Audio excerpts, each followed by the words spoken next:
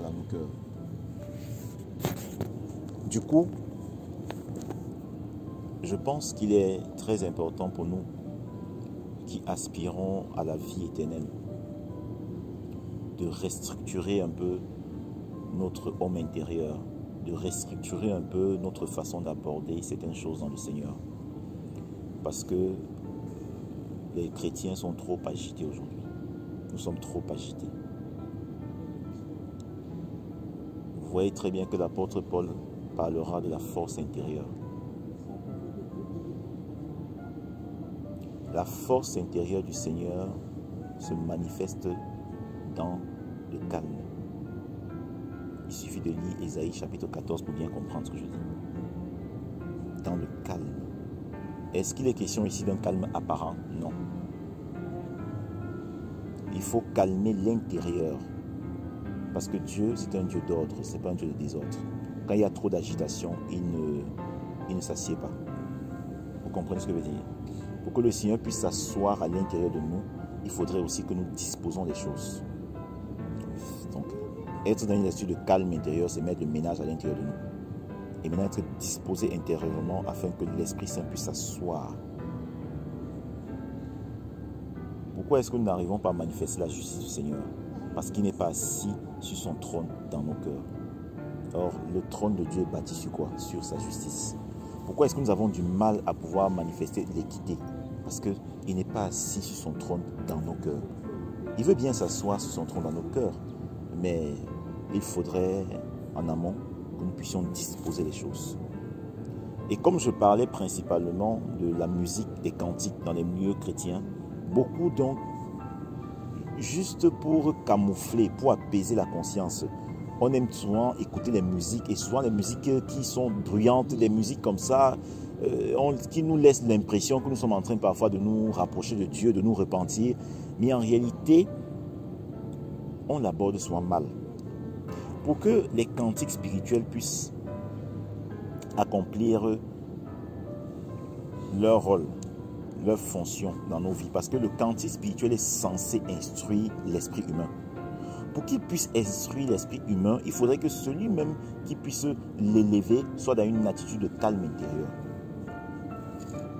Mais parfois on chante des cantiques comme ça, mais on pense à d'autres choses. Vous voyez ce que je veux dire? On peut chanter souvent. Vous voyez, il y a des gens qui prennent plaisir à fredonner un peu la musique pendant qu'ils travaillent. Il y a des gens qui font comme ça, vous voyez un peu. Et sortons un peu de ce comportement-là. Ce n'est pas comme ça. Ce n'est pas comme ça. C'est-à-dire qu'il faudrait que nous puissions disposer notre homme intérieur de la bonne des façons afin aussi de grandir selon les instructions que Dieu nous donne conformément à l'usage ou bien à l'exercice de cela, quoi. C'est pour ça que, comme je disais tout à l'heure, lors de l'avant-dernière séance de marche sportive dans le Seigneur, je vous ai dit maintenant de ne plus parler, ne plus prier. Ça revient aussi au même, on peut parfois commencer à prier, Seigneur, fais ceci, mais au-dedans de soi, on n'est pas concentré. Et c'est ce qui se passe dans beaucoup de communautés. Nous sommes vraiment influencés par cette habitude-là. Et pour savoir qu'on est vraiment concentré, il suffit de regarder les fruits que nous portons. Ce n'est pas possible qu'une personne soit constamment en train de faire des prières dans une attitude de calme intérieur. Ce n'est pas possible qu'une personne soit en train de lire, de méditer la Bible, de méditer la parole sur la parole dans une attitude de calme intérieur, de chanter des cantiques spirituels dans une attitude de calme intérieur qui n'y ait pas l'impact dans sa vie. Ce n'est pas possible. Donc vous comprenez maintenant que je ne vous raconte pas n'importe quoi. Or, plus le temps passe, on voit bien des foisonnements de communautés, des foisonnements communautaires, des agitations, tellement de spectacles. Parfois, on vous parle des... On appelle ça quoi? On dit souvent les concerts, n'est-ce pas? Les concerts chrétiens, tout ça. Mais pourquoi les gens qui le font constamment ne changent pas? Pourquoi même parfois certains chantent, et la plupart des chanteurs qui le font, pourquoi leur vie n'est même pas transformée? Vous ne vous posez pas ces questions. Parce qu'aujourd'hui, nous ne voulons plus nous envisager dans la démarche de transformation intérieure pour être calme. Cherchons plus le calme intérieur. Pas selon le monde, selon la méthode du Seigneur Jésus-Christ. Donc travaillons beaucoup l'intérieur. Essayons d'être de plus en plus posés essayons d'être posés. Parce que vraiment, je me suis rendu compte que ça fait partie des qualités dans le Seigneur Jésus-Christ.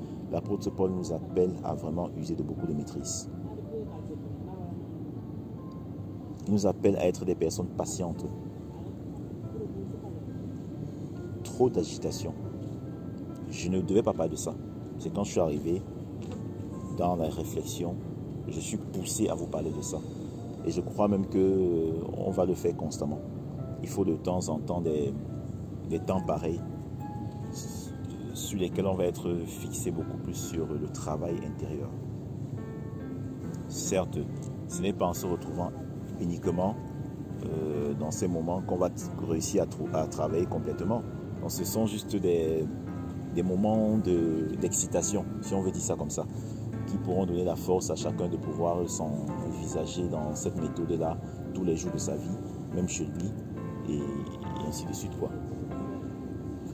Donc, aujourd'hui, on va beaucoup plus travailler ça. Nous ne recherchons pas la puissance extérieure. Nous ne recherchons pas la puissance extérieure.